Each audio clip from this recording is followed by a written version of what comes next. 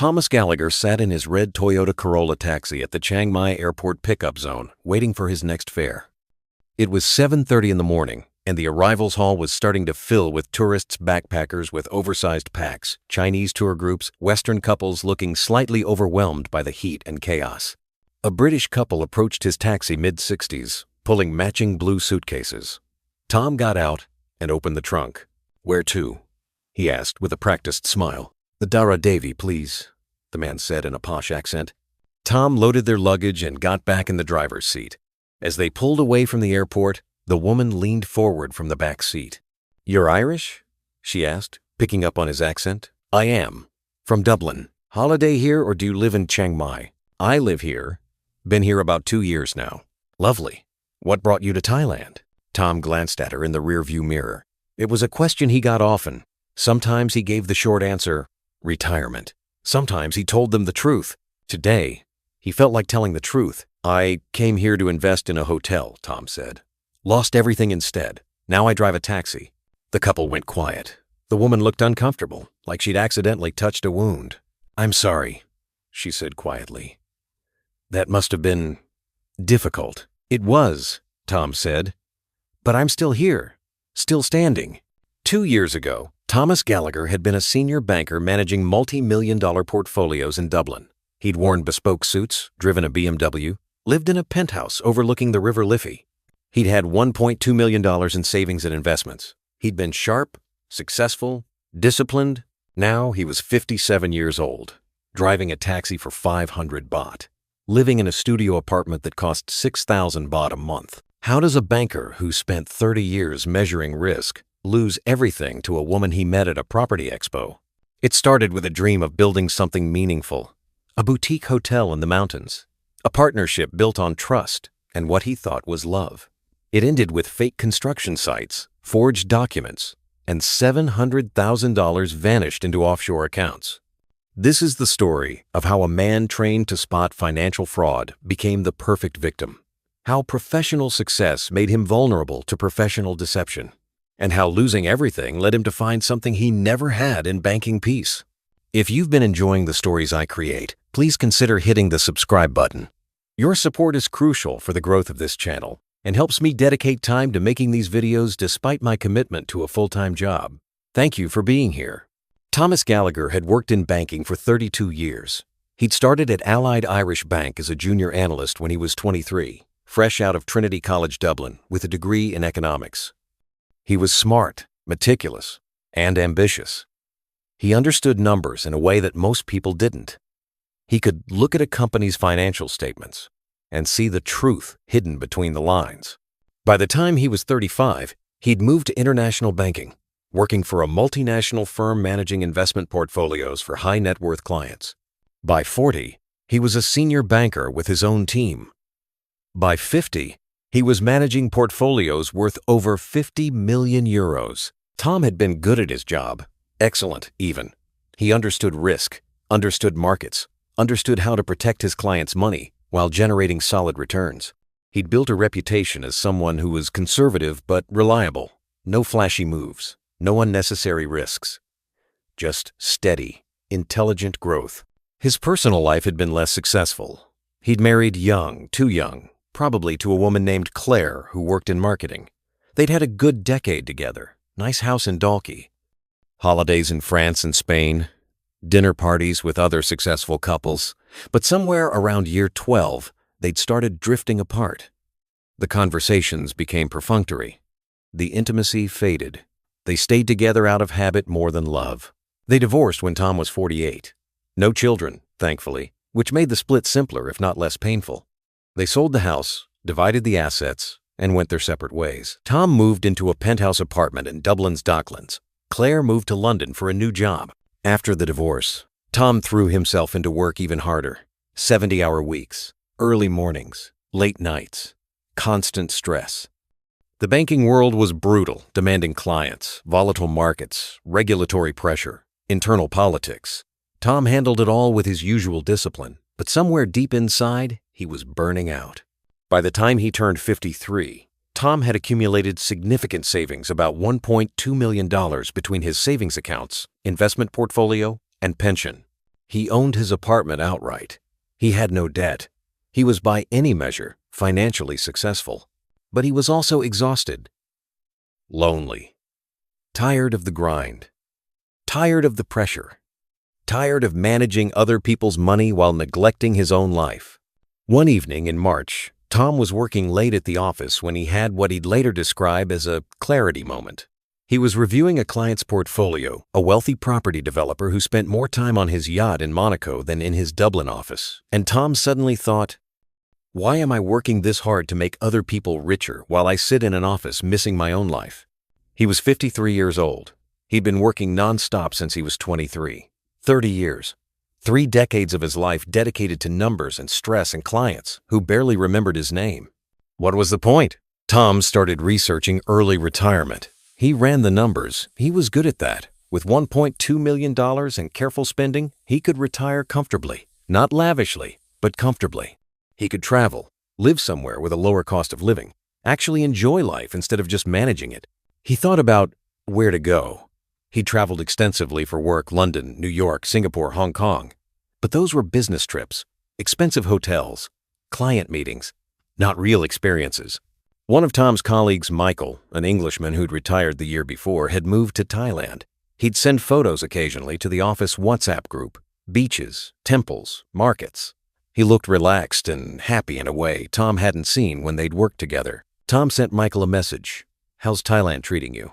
Michael replied, "Best decision I ever made, mate. Cost of living is nothing. Weather's brilliant. People are lovely. You should come visit." Tom started researching Thailand. He'd never been to Southeast Asia, never had a reason to. But the more he read, the more it appealed to him. English was widely spoken. The cost of living was a fraction of Dublin's. The weather was warm year-round. There were established expat communities. And unlike some destinations, Thailand had good infrastructure, excellent healthcare, and was generally safe. In June, Tom gave 6 months' notice to his firm. His boss tried to convince him to stay, offering more money, reduced hours. But Tom had made up his mind. He was done. In December, Thomas Gallagher retired from banking at age 54. He sold his Dublin apartment, consolidated his investments, and booked a one-way ticket to Bangkok. He was going to Thailand to find peace, to find purpose, to find something real after 3 decades of chasing numbers. He had no idea he was about to lose everything. Tom landed at Suvarnabhumi Airport on a humid January evening. The heat hit him immediately thick, wet air that made his shirt stick to his back within seconds. He'd left Dublin in winter rain. Now he was in tropical heat. The contrast was jarring, but also exhilarating. He took a taxi to his hotel in Sukhumvit, a modern business hotel he'd booked for his first 2 weeks while he got his bearings. The drive through Bangkok was overwhelming 8-lane highways packed with cars, massive elevated trains, towering malls, street food vendors, and chaos everywhere. It was nothing like organized, orderly Dublin. Tom checked into his hotel and collapsed onto the bed, jet-lagged and disoriented. He slept for 12 hours. Over the next few days, Tom explored Bangkok. He visited the Grand Palace in Wat Pho. He took the BTS SkyTrain across the city. He ate street food pad, Thai, som tam, mango sticky rice. He walked through Chatuchak Weekend Market and got lost in the maze of stalls. Everything was new. Everything was different. Everything was exciting. But Tom wasn't in Thailand just to be a tourist. He wanted to settle somewhere, build a life. Maybe even invest in something meaningful, a business, a property, something that would give him purpose beyond just spending his savings. One afternoon, browsing Facebook, Tom saw an advertisement for the Bangkok Property Expo, a 3-day event at a convention center showcasing real estate developments across Thailand. Hotels, condos, land developments, hundreds of exhibitors, special deals for foreign buyers. Tom had always been interested in property. He'd made good money on his Dublin apartment. Real estate was tangible, real. Unlike stocks and bonds that existed only on screens, he decided to attend the expo. It was there, at booth 73, that Tom met Kanika. She was standing in front of a display showing renderings of a boutique hotel in Chiang Mai, a small, elegant property surrounded by rice fields and mountains. The images showed wooden buildings with traditional Thai architecture, a small pool, a restaurant, and about 15 guest rooms. "Beautiful, isn't it?" a voice said beside him. Tom turned and saw a Thai woman in her early 30s. She was dressed professionally, black pencil skirt, white blouse, hair pulled back neatly. She had a warm smile and confident demeanor. "It is," Tom said. "Is this a real project? Or just concept art?" "Very real," she said. "We broke ground 6 months ago. The land is already purchased. Construction is about 40% complete. We're looking for investors to help finish the project." "You're the developer?" "Part of the team. My name is Kanika. Most people call me Anne." She extended her hand. Tom Gallagher." They shook hands. Her grip was firm and professional. "You're interested in Thai real estate?" Anne asked. "Maybe. I just moved here from Dublin. Retired from banking. Looking for opportunities." "Banking?" Anne's eyes lit up. "Then you understand investments. Good. So many foreigners come to Thailand with no business sense. It's refreshing to meet someone who knows finance." They talked for over an hour. Anne explained the boutique hotel concept targeting high-end tourists who wanted authentic Thai experiences away from the typical tourist traps. Small, personal, eco-friendly. The kind of place that could command premium rates because it offered something unique. "How much is the total investment needed?" Tom asked. "The project budget is about 30 million baht, Anne said. "We've already secured 15 million from initial investors. We're looking for another 10 to 15 million to complete construction and furnish the property." 30 million baht was about $900,000. 15 million was about 450,000. "What kind of returns are you projecting?" Tom asked. Anne pulled out a professionally prepared financial projection. Occupancy rates, average daily rates, operating costs, net profit projections. It all looked reasonable, conservative even. Tom reviewed the numbers with his banker's eye and couldn't find obvious red flags. "I'm not asking you to decide today," Anne said with a smile. "But if you're interested, maybe we could meet for coffee? I can show you more detailed plans. Maybe even take you to see the site in Chiang Mai." Tom hesitated. He'd just arrived in Thailand. He barely knew the country. Was he really considering investing in a hotel project with someone he'd just met? But Anne seemed professional, educated. The project looked legitimate. And after 30 years of managing other people's money, Tom liked the idea of investing in something tangible, something he could visit. Something real. "Coffee sounds good," Tom said. They exchanged phone numbers and line contacts. Tom left the expo that evening with a folder full of information about the boutique hotel project and a strange feeling of excitement he hadn't felt in years. Looking back, that was the moment everything changed. That was the moment Tom stepped from tourist into target. Over the next 2 weeks, Tom and Anne met several times for coffee. She was easy to talk to, intelligent, articulate, with a good sense of humor. She'd studied business at Chulalongkorn University in Bangkok and had worked in real estate for 8 years. She understood finance, understood markets, understood how to talk to someone with Tom's background. But Anne also talked about things beyond business. She talked about Buddhism and finding peace, about leaving behind materialism, about building something meaningful instead of just chasing money. "That's why I love this hotel project," Anne said one afternoon at a cafe in Thonglar. "It's not about making millions. It's about creating something beautiful, something that respects Thai culture and nature, something pure." Tom found himself nodding along. That's exactly what he wanted. He'd spent 30 years in corporate banking chasing profits. Now he wanted something with purpose. "I understand that completely," Tom said. "That's why I left banking. I was tired of the materialism, the greed. I wanted something real." Anne smiled. "Then maybe we're meant to work together." A few days later, Anne invited Tom to dinner with some of her business associates, Thai developers and foreign investors involved in various projects. They ate at an upscale restaurant in Asoke. Everyone was well-dressed, professional, talking about property developments and investment opportunities. Tom felt comfortable. These were his people, business-minded, financially literate, not the stereotypical bar scene he'd been warned about by other expats. One man, a German investor named Klaus, pulled Tom aside after dinner. "Anne is good," Klaus said. "Professional, honest. I've worked with her on 2 projects. Always transparent, always delivers." That endorsement meant something to Tom. Klaus wasn't some naive tourist. He was a businessman. If he trusted Anne, maybe Tom could too. In late January, Anne invited Tom to visit the hotel construction site in Chiang Mai. They flew up together a 45-minute flight on Bangkok Airways. Anne had booked them separate hotel rooms at a nice place near the old city. Everything professional, nothing inappropriate. The next morning, they drove about 30 minutes outside Chiang Mai to a rural area surrounded by rice fields and mountains. Anne turned down a dirt road and stopped in front of a construction site. There were wooden structures being built, workers in hard hats, piles of materials. It looked real, active, legitimate. "This is it," Anne said, getting out of the car. A Thai man in a polo shirt and slacks walked over. Anne introduced him as Somchai, the project manager. He showed Tom around, explaining the construction timeline, the materials being used, the design philosophy. He spoke decent English and seemed knowledgeable. "When do you expect completion?" Tom asked. "If we secure remaining funding, maybe 8 to 10 months, Somchai said. "We're waiting for final permits and additional capital to purchase materials for remaining buildings." Tom walked through the site, examining everything with his analytical mind. It seemed legitimate.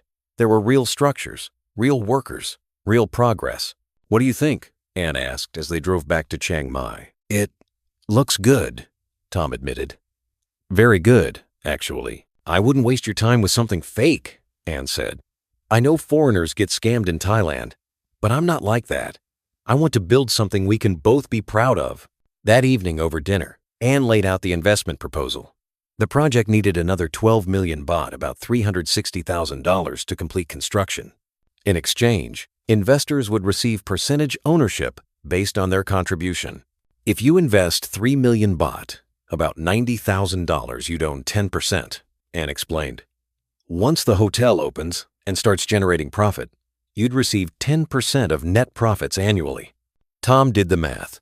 If the hotel generated 2 million baht in annual profit conservative by Anne's projections, he'd make 200,000 baht per year, about $6,000. Not huge, but steady passive income. And his $90,000 investment would be secured by real property. "Can I see the company documentation?" Tom asked. "Registration papers, land titles, that sort of thing." "Of course. I'll have my lawyer prepare everything for your review." A week later, Anne sent Tom a thick packet of documents. Company registration papers for Northern Thai Boutique Hotels Limited. Land title deeds showing ownership of the property in Chiang Mai.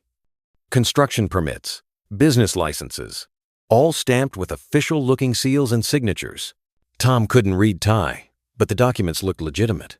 Anne offered to have them translated by a certified translator if Tom wanted. He declined. It would cost money, and he didn't want to seem distrustful. "If you're still unsure, you can hire your own lawyer to review everything," Anne suggested. "I want you to feel comfortable." Tom considered it, but decided against it. Anne had been nothing but professional. She'd shown him the construction site, introduced him to the project manager, provided documentation. What more could she do? In early February, Tom made his first investment. He transferred 3 million baht, about $90,000, to the company account Anne had provided. In exchange, he received a contract stating he owned 10% of the hotel project. Anne organized a small celebration dinner. "Welcome to the team," she said, raising her glass. Tom felt good. He'd found something real, a legitimate investment with someone trustworthy. This was exactly what he'd come to Thailand for. But he was wrong about everything. Over the following months, Tom and Anne's relationship evolved beyond just business. They'd have dinner together 2 or 3 times a week. They'd visit temples on weekends. They'd take short trips to nearby provinces Ayutthaya, Kanchanaburi, Hua Hin. Anne was different from anyone Tom had dated before. She was intelligent and ambitious, but also spoke about spirituality and simplicity. She didn't drink much, didn't party. She seemed genuine in a way that felt rare. One evening in March, sitting at a riverside restaurant in Bangkok, Anne said something that stuck with Tom. "You know what I like about you, Tom? You don't treat me like I'm stupid because I'm Thai. Some foreign men, they think all Thai women are uneducated or only want money. But you see me as an equal." "Because you are an equal," Tom said. "You're smarter than half the bankers I worked with." She smiled. "Maybe that's why I feel comfortable with you." Later that night, walking along the riverside, Anne took Tom's hand. It was the first physical contact between them, beyond polite handshakes. Tom's heart jumped. "Is this okay?" she asked. "Yes," Tom said. They didn't kiss that night. Anne said she wanted to take things slowly. She'd been hurt before, she explained. Thai men only wanted her for her looks or her education. Foreign men wanted her as a trophy. She wanted something real. "So do I," Tom said. By April, they were officially together. Anne would stay at Tom's apartment in Sukhumvit sometimes. They'd cook dinner together, watch movies, fall asleep on the couch. It felt natural, comfortable, real. Tom found himself falling for her, really falling. She made him laugh, made him think, made him feel alive in a way he hadn't felt since his 20s. The age difference, 23 years, didn't matter. They connected intellectually, emotionally, spiritually. But with the relationship came additional involvement in the hotel project. Anne would share updates about construction progress, show Tom photos that Somchai sent, discuss design choices for the restaurant menu or room decor. Tom felt included, like he was part of something meaningful. In May, Anne came to Tom with concerning news. There was a problem with one of the permits. The local government in Chiang Mai was demanding additional fees, something about environmental impact assessments. It would cost 500,000 baht to resolve. "I'm so frustrated," Anne said, clearly upset. "We followed all the rules, but this is Thailand. Sometimes officials want extra money." "How much do you need?" Tom asked. "The company can cover most of it, but we're about 200,000 baht short. I'm trying to borrow from the bank, but it's taking time." 200,000 baht was about $6,000. Not insignificant, but not huge either. "I can cover it," Tom said. "Tom, no. I can't ask you for more money. You're not asking. I'm offering. I'm already invested in this project. If permits stop construction, we all lose." Anne looked emotional. "Thank you. I promise I'll pay you back once we resolve the bank loan." Tom transferred the money. 2 weeks later, Anne showed him documentation that the permits had been approved. Construction continued. In June, there was another issue flooding in the construction area. Damaged materials worth 300,000 baht. Insurance didn't cover it because it was classified as seasonal flooding. Tom contributed another 100,000 baht. In July, currency exchange problems delayed payments to construction workers. Tom covered 50,000 baht. Each time, Anne was apologetic. Each time, she showed Tom documentation of the problems. Each time, she promised to pay him back once the hotel started generating revenue. Tom didn't mind. He was in love, and every problem was keeping his investment and their shared dream alive. By August, Tom had transferred about 5 million baht, total about $150,000. His savings were down from 1.2 million to about 1 million. It was a lot of money, but Tom rationalized it. This was an investment. Once the hotel opened, he'd own a percentage of a profitable business. He'd make it back. And besides, he wasn't just investing in a hotel. He was investing in a life with Anne, in a future together. One night in late August, lying in bed together, Anne said softly, "Tom, I think I love you." "I love you too," Tom said. And he meant it. What Tom didn't know was that the hotel construction site he'd visited in January was real, but it wasn't Anne's project. It belonged to a different developer. Anne had simply brought him there, paid Somchai 5,000 baht to pretend to be the project manager, and created the illusion of a legitimate business. The permits, the floods, the worker payments, all fake. The documents Tom had reviewed were forgeries. The company lawyer was Anne's cousin. The money Tom had been sending went straight into Anne's personal accounts, and from there into Hong Kong shell companies where it vanished. Anne wasn't a real estate agent. She was a professional scammer who'd identified Tom as a perfect target, wealthy, lonely, recently retired, eager for connection and purpose. And Tom, for all his banking expertise, never saw it coming. In September, Anne approached Tom with an exciting proposal. The boutique hotel project was going so well that they'd received interest from other investors who wanted to expand the concept. Instead of one 15-room hotel, they could build 3 properties across northern Thailand, Chiang Mai, Pai, and Chiang Rai. "Imagine it," Anne said, her eyes bright with enthusiasm. "A small chain of boutique hotels, each one unique but connected by the same philosophy. Authentic Thai experiences, eco-friendly, culturally respectful." She showed Tom financial projections. With 3 properties, revenue would triple. Profit margins would improve due to economies of scale. The brand would become recognizable among high-end travelers. "How much additional investment would be needed?" Tom asked. "For all 3 properties, about 45 million baht total. But we already have commitments from 2 other investors, Klaus, who you met, and a Swedish businessman named Stefan." They're each putting in 12 million. We need another 15 million to complete the funding. 15 million baht was about $450,000. That was a huge amount. Tom's remaining savings were about $1 million. Investing half of that seemed reckless. Anne, that's a lot of money. I know. And I'm not asking you to do it alone. Maybe you could do 5 million, and we'll find another investor for the remaining 10 million? 5 million baht was about $150,000. Combined with what Tom had already invested, he'd have put in $300,000 total, a quarter of his original savings. Tom's banker instincts told him to slow down, to get independent verification, to hire a lawyer to review everything. But his heart told him something different. Anne was his partner. They were building this together. If he didn't trust her, what was the point of the relationship? Let me think about it, Tom said. Over the next week, Anne introduced Tom to Klaus and Stefan. They met for dinner at an expensive restaurant in Bangkok. Both men seemed legitimate. Klaus was in his 60s, well-spoken, clearly wealthy. Stefan was younger, maybe 45, with a tech startup background. Both spoke highly of Anne. "She's the most professional developer I've worked with in Thailand," Klaus said. "Transparent, honest, no games." Stefan nodded.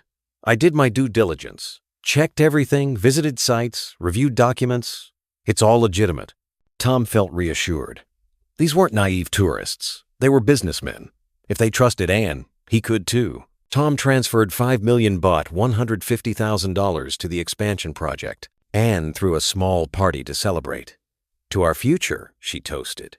"To building something beautiful." Tom felt proud. He was part of something real, something meaningful. He'd found love and purpose in Thailand. Life was good, but cracks were starting to show. In October, Anne started being less available. She'd canceled dinner plans at the last minute, saying she had meetings with contractors or investors.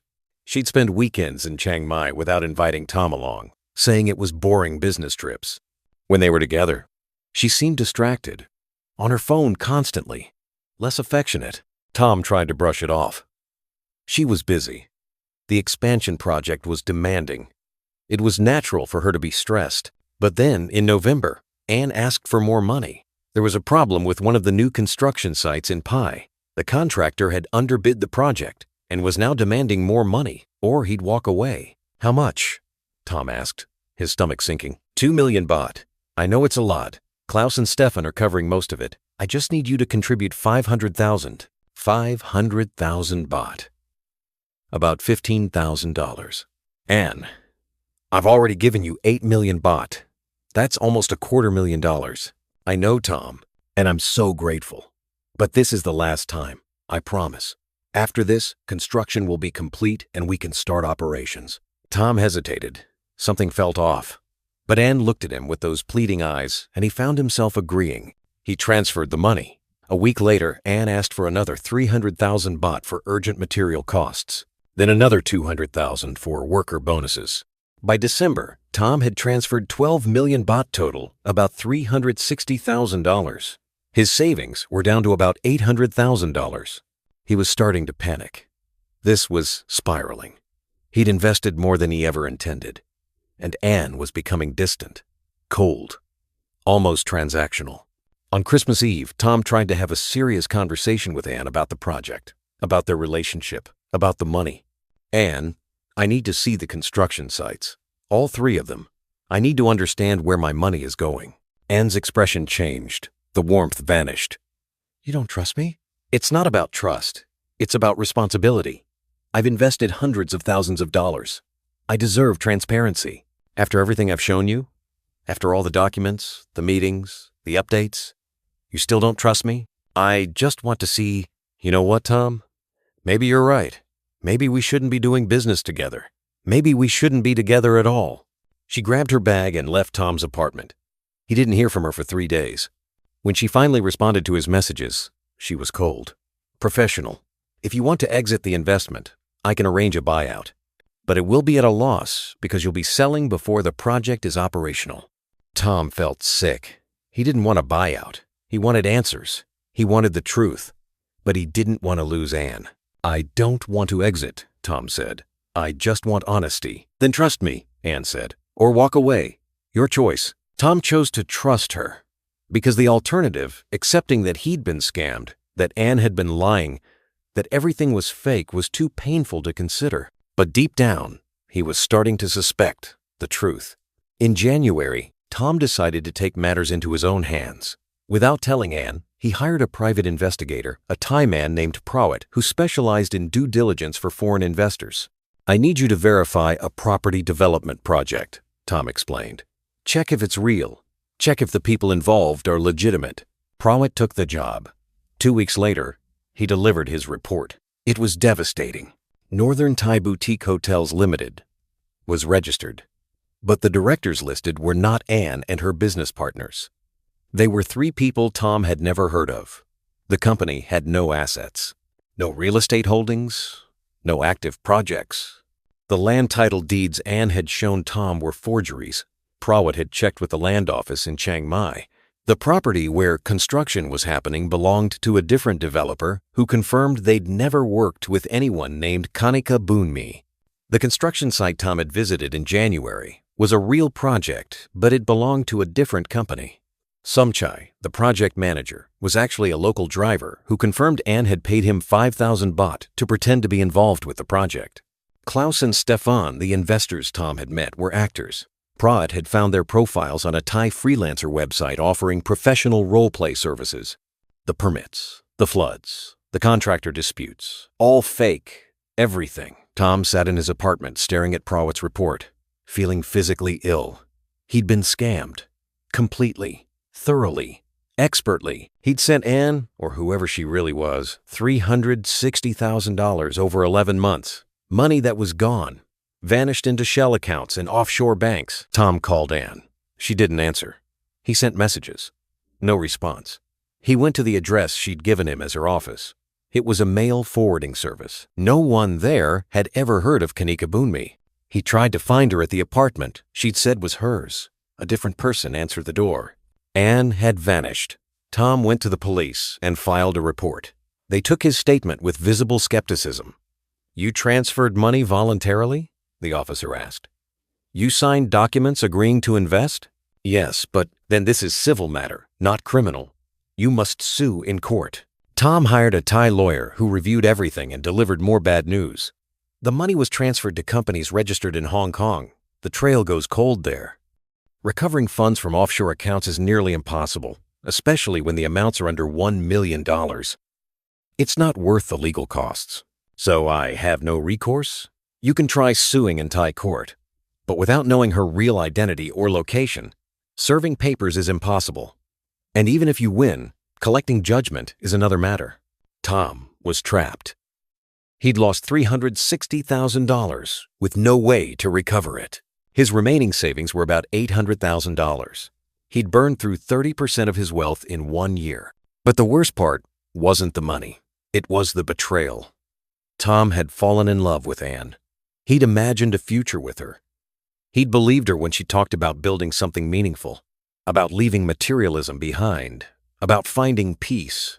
All of it had been a performance, a script she'd perfected through practice on other victims. Tom spent February in a fog of depression. He barely left his apartment.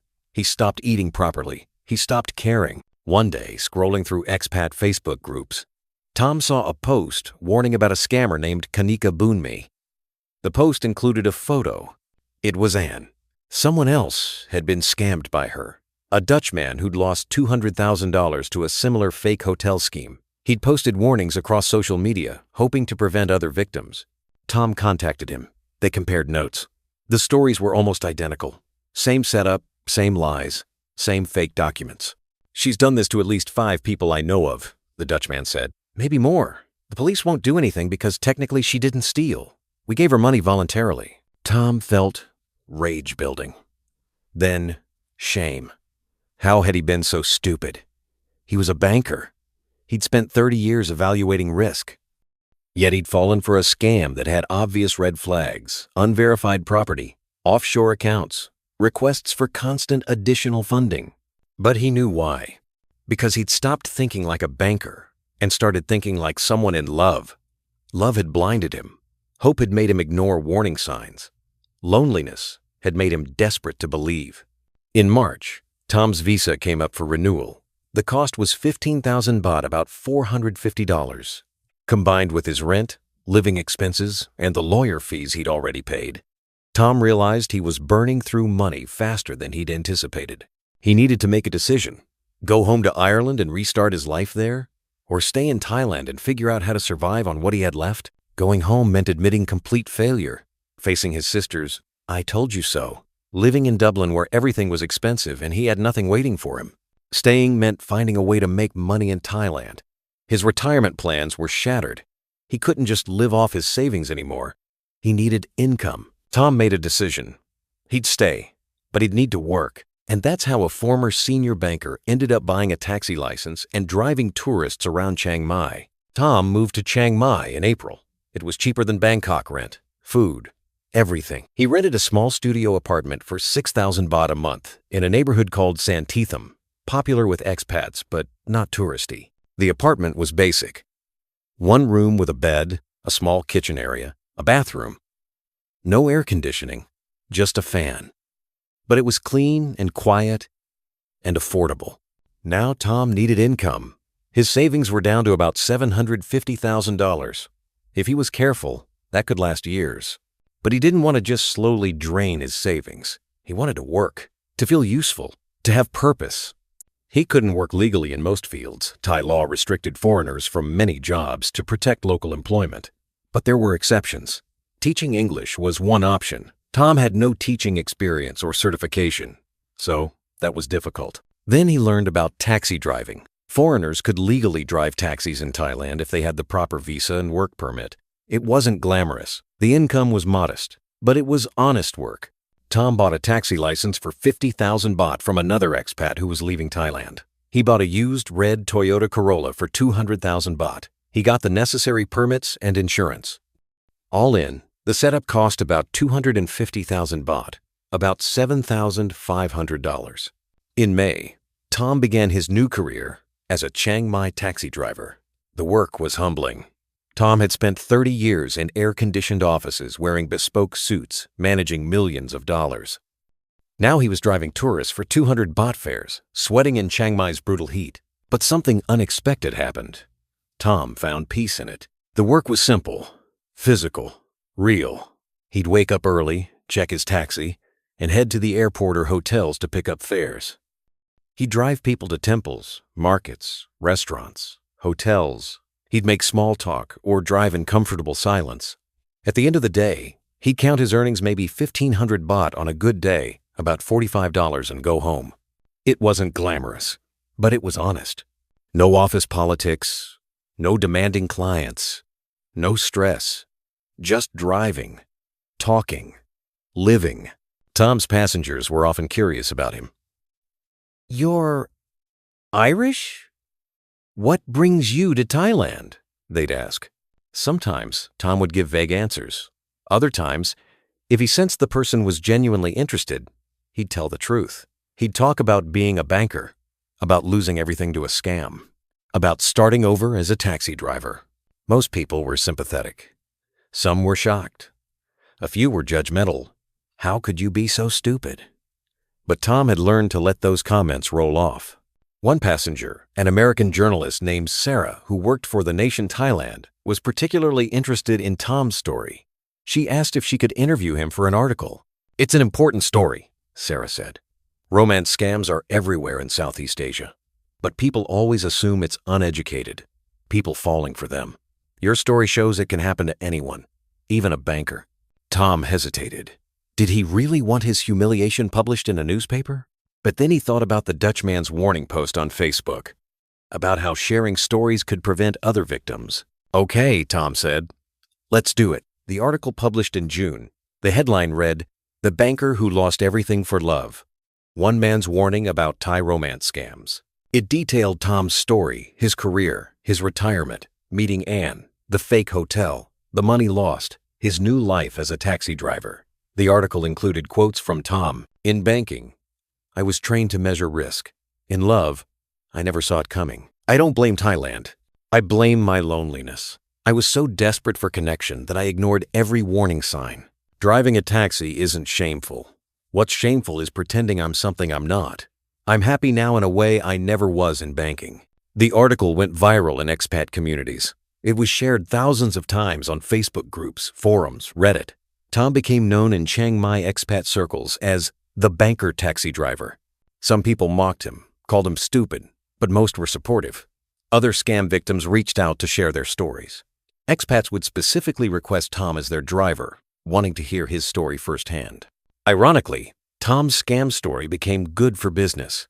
He became the most requested taxi driver among certain expat circles. People wanted to meet him, support him, hear how he was rebuilding. Over the following months, Tom settled into his new life in Chiang Mai. He developed a routine. Wake at 6, coffee, drive to the airport for the morning arrivals, work until late afternoon, home. Simple dinner, read or watch something on his laptop. Bed by 10. His income was modest, about 30 to 40,000 baht a month, roughly $900 to $1,200. Combined with interest from his remaining savings, it was enough to live comfortably in Chiang Mai. Not lavishly, but comfortably. Tom made friends in the expat community, other drivers, teachers, retirees, people who'd also come to Thailand looking for something and found both disappointment and unexpected joy. One friend, a British woman named Margaret, who ran a small coffee shop, told Tom, "You know what I admire about you? You didn't run away. You could have gone back to Ireland, licked your wounds, blamed Thailand. But you stayed. You adapted. That takes courage." Tom hadn't thought of it as courage. It had felt like necessity. But maybe Margaret was right.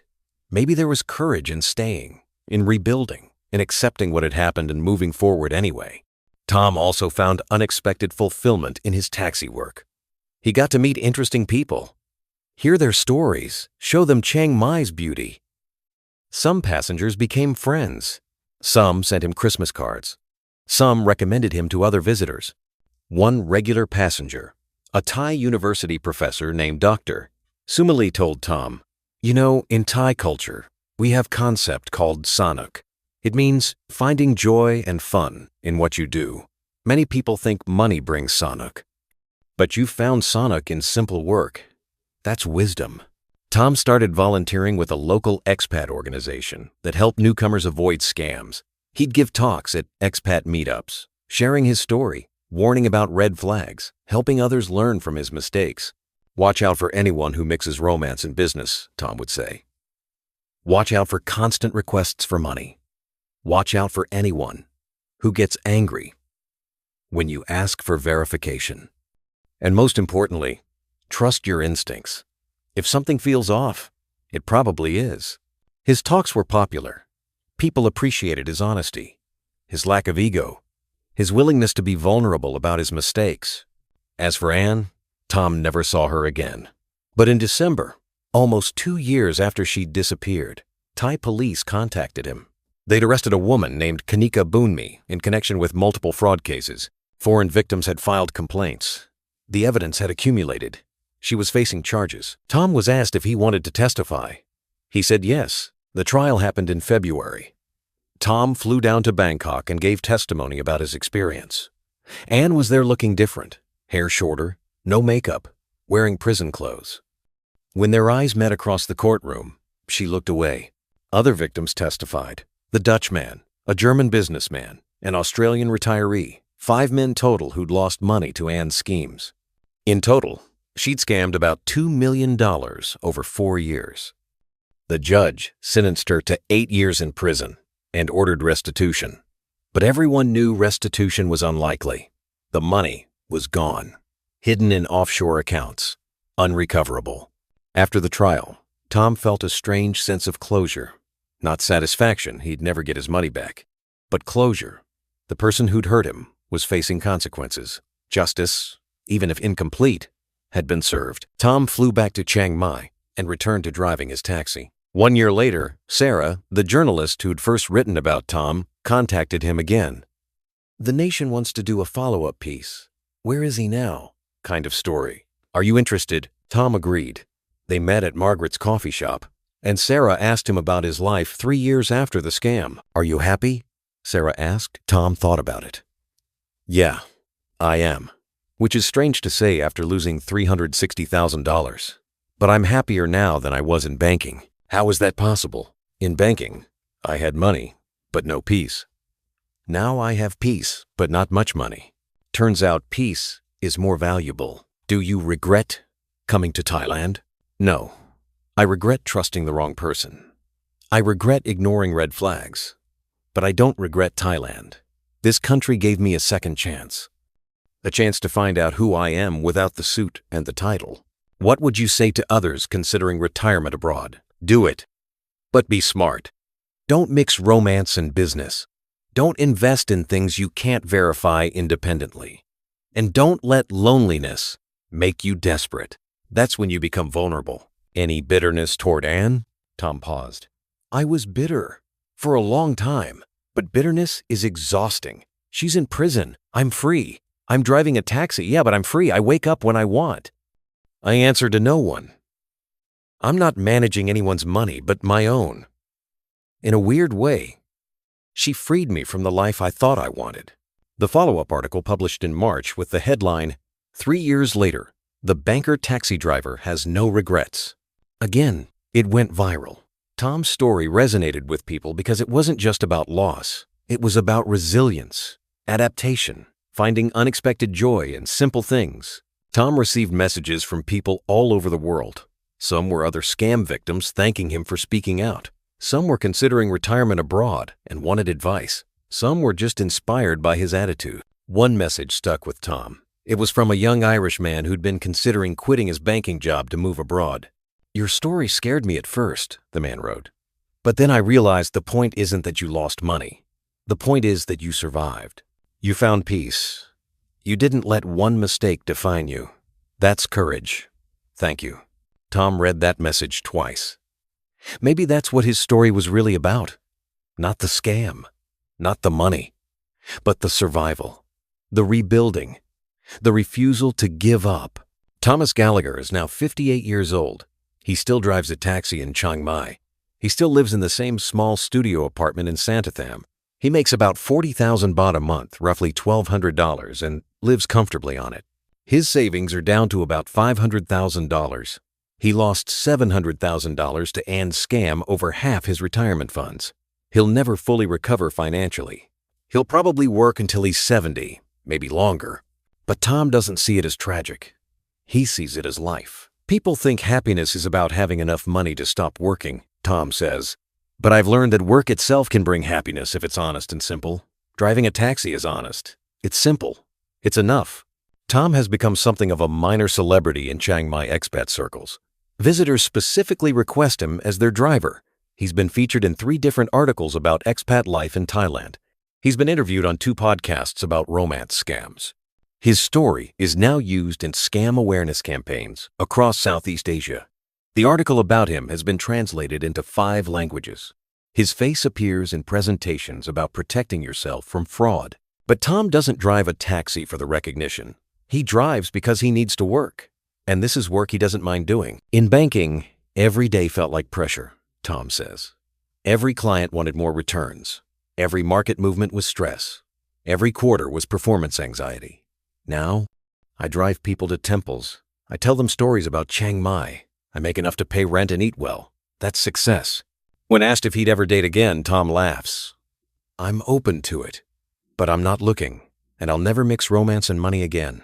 That's my firm rule. Tom has found unexpected fulfillment in his volunteer work. He speaks at expat meetups twice a month.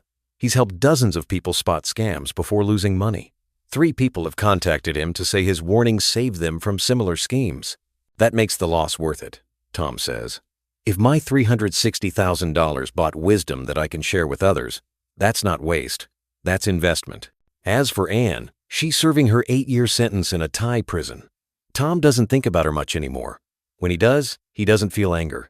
Just a sort of distant sadness for what could have been if she'd been real. I fell in love with someone who didn't exist, Tom says. The Anne I knew was a performance, a character she created. I mourn the loss of that character. But I can't miss a person who was never real. Tom's life now is simple. Morning coffee, airport runs, tourist pickups, temple tours, evening meals at local restaurants, books from the used bookstore, conversations with fellow expats at Margaret's coffee shop, weekend hikes in the mountains. It's not the retirement he planned, but it's the life he found. And in its own way, it's good. People ask if I'm embarrassed to be a taxi driver after being a banker, Tom says. But why would I be embarrassed? I'm doing honest work. I'm supporting myself. I'm not hurting anyone. That's more than I could say about some of the things I did in banking. One afternoon, picking up passengers at the airport, Tom sees a well-dressed businessman walking to the taxi queue. The man is probably in his early 50s, wearing an expensive suit, talking loudly on his phone about markets and deals and quarterly targets. Tom recognizes himself in that man. That was him 3 years ago, stressed, important, chasing something he couldn't quite define. The businessman gets into a different taxi. Tom watches him go, feeling no envy, no regret, just a quiet gratitude for the life he has now. In banking, I was trained to measure risk, Tom says, repeating the line that appeared in Sarah's article. In love, I never saw it coming. But maybe that's okay. Maybe taking that risk, making that mistake, losing that money, maybe it taught me something I needed to learn, that life isn't about accumulation, it's about adaptation. It's about finding peace wherever you are. Thomas Gallagher starts his taxi's engine and pulls away from the airport. Another fare, another day, another chance to live, simply, honestly, and without pretense. And in the driver's seat of that red Toyota Corolla, he smiles. Because for the first time in his life, Tom isn't playing a role. He isn't pretending to be someone he's not. He's just Tom, the taxi driver. The man who lost everything and found himself anyway. And that, more than any amount of money, is worth something.